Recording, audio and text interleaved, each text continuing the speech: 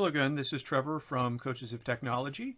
This is the second part of a four-part series on creating video lessons.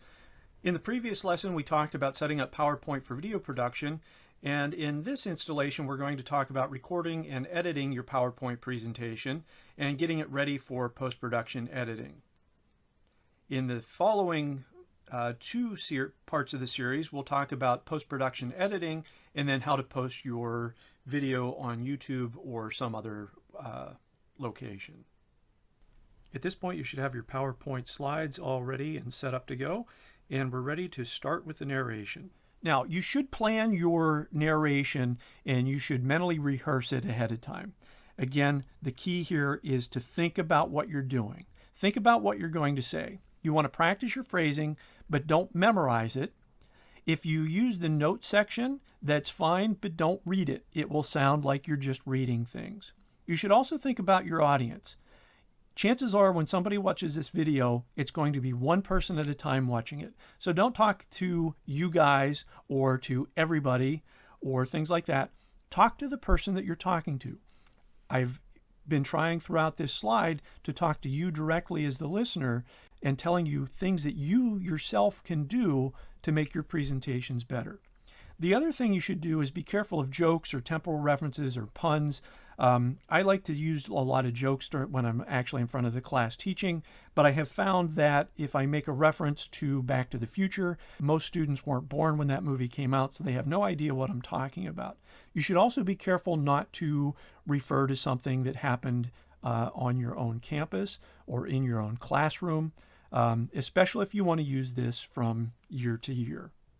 But finally, don't overthink, don't overpractice. Get your information on the slides and start recording. Again, done is much better than perfect. Okay, whenever it's time to start to make your recording, you want to pick a nice quiet room.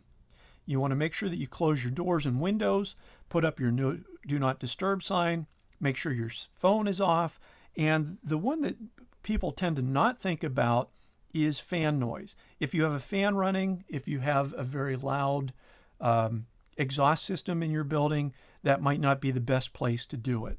You should also worry about the noise from the fan of your computer. If your computer sits on your desk and your microphone sits on your desk, you might pick up background hum. Once you're ready to actually start recording, go to slideshow in your menu, pick record slideshow, and you want to do it right from the beginning. It's best if you can try to do this all in one take.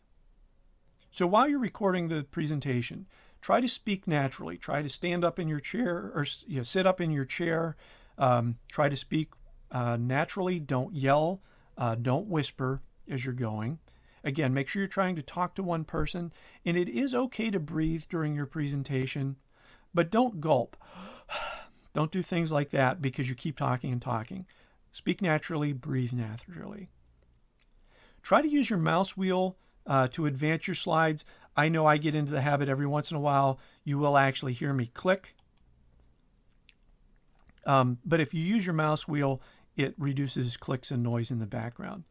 It's not a big deal if you accidentally click rather than rotate, but you really should be careful. This does matter. Don't talk over the slide transitions. In PowerPoint, each slide gets its own audio file and it stops and then restarts as you go from one slide to the next. I mentioned this earlier. Try to do it in one take. Avoid a full stop if at all possible. There is a pause button that will show up during recording. You can use that if necessary, but don't feel like making a mistake is something that makes you stop and go back to the beginning. In particular, if you do make a mistake, you want to stop for a second, pause, gather your mind back to itself, clap once, wait a moment, and start over with your presentation. The reason you want to do this is editing within a particular slide is somewhat difficult. However, if you do those edits in post-production, it turns out it's a lot easier. You can just cut a piece out that you think is bad. Okay, once you have recorded your slide, you want to watch the slideshow And you want to make notes of problems. If you have a fixable mistake, for example, if you misspell spelling, you can fix this type of thing after the recording before you leave PowerPoint. However, if you're doing animations, they are a little bit harder to adjust. In this case, you can re-record individual slides. So you want to go in, record slideshow, record from the current slide, but do this after you copy that particular slide and place it at the end. What you'll do then is cut out that small piece of the video, you'll cut that out and place it back in the right spot in post-production editing. Once your video is all set to go, you want to go to the File menu and then work your way down to Export, Create a Video, and you want to choose Computer or HD Displays and use the timings and notations or narrations right from there. And then click on the Create Video. Once you click on the Create Video, you want to set a destination folder, give it a logical name, and press Save down here. Now, as I'm doing this, I like to give my names a logical name that fits, and then depending on the website that I'm presenting it for or the class that I'm doing, I like to put down initially some initials here in lowercase, and then as I fix it in post-production, I give it uppercase letters so that I can kind of see what's going on. Once you've done this, get away from your computer. Depending on how fast your computer is, this might take up to 30 minutes, so you want to go away from the room.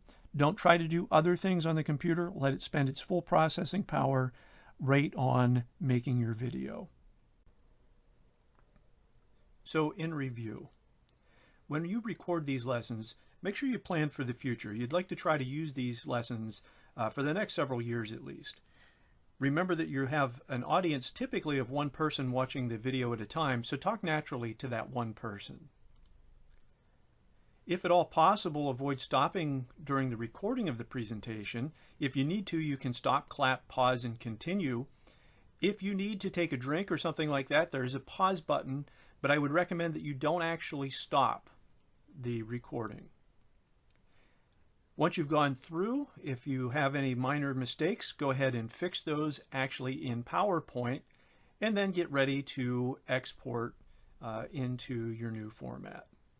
Remember, you're shooting for done, not perfect. This has been Trevor from Coaches of Technology. Have a good day.